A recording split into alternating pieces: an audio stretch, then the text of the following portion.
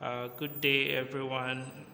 Here with me is Dr. Eunice Atanko, the National Chairman of National Conscience Party, and is it, we are here to talk about the state of democracy in country. And today's World Democracy Day, Dr. Eunice will be talking to us concerning the state of our democracy in Nigeria.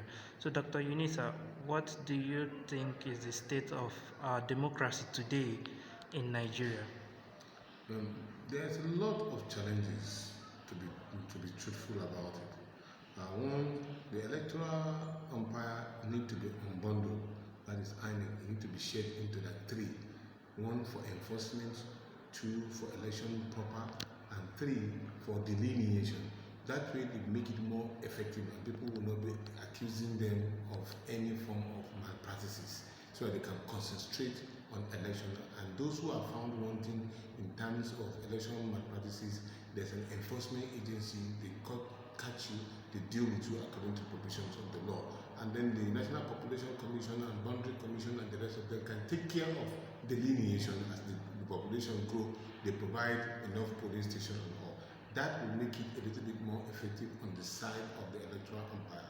On the side of the politicians, they need to hold and uphold the truth in their manifesto to the people.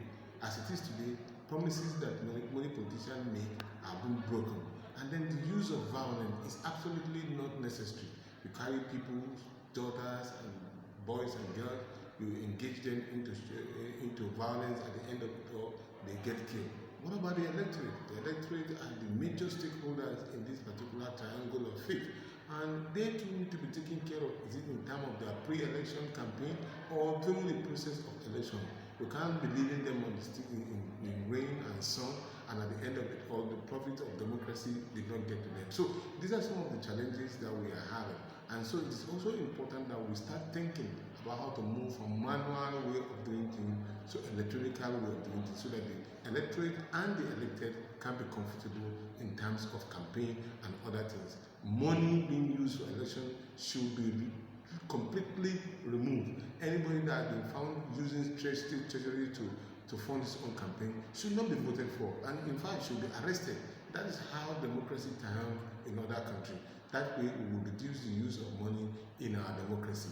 Then we need to work very seriously on an electoral act and as quickly as possible, because the idea of the registration political party is totally not acceptable. It's even an old culture in other democratic systems in other countries. You allow political party to evolve with time and they will be able to perform accordingly. Once you provide an enabling playing ground, people will respond according to their own interests. So if you are to measure the current status of Nigeria's democracy with strong, mild, and weak, so what will you say is the status of Nigeria's democracy as of today? We are just growing. We're just growing to say the least, and then we're having so much challenge because of the high level of interest.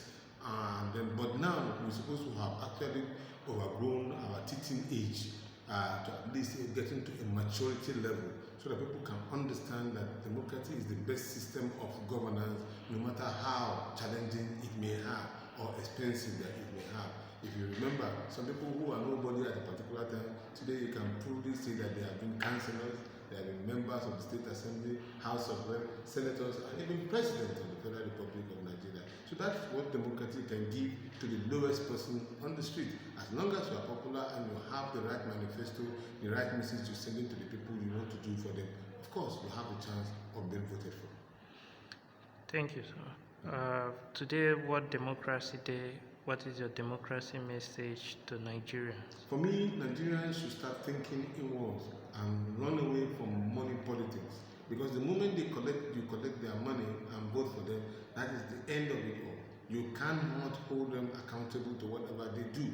So therefore, if you do not collect anybody's money to vote for him, you have the right to accuse him or ask him to account for the office that in which you have voted him for. Democracy is the government of the people, by the people, for the people. And so therefore, if it is that, then we must demand for the right kind of persons to be in the position of leadership, Today, we are starting with the responsibility of taking our old ones and we should have give them a retirement benefit and let them stay at home. But unfortunately, because people who have shown like a critical attitude towards democracy and they've left it to other people who have no business in democracy to be leading us, that has to change. We need to strike a chord. We need to build a nation and build this on solid foundation of democracy. And democracy has given us the best that we can think of at the moment.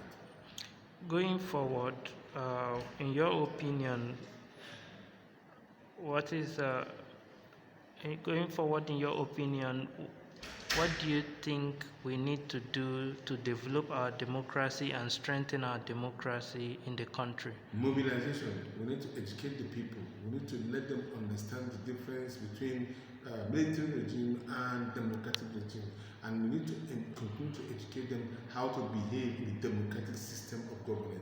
Run away from people using you for any social vices, violent and all. This is not acceptable, and that is not democracy. So people should rise up and join the current trend to building a strong nation based on a democratic tenets. Thank you very much.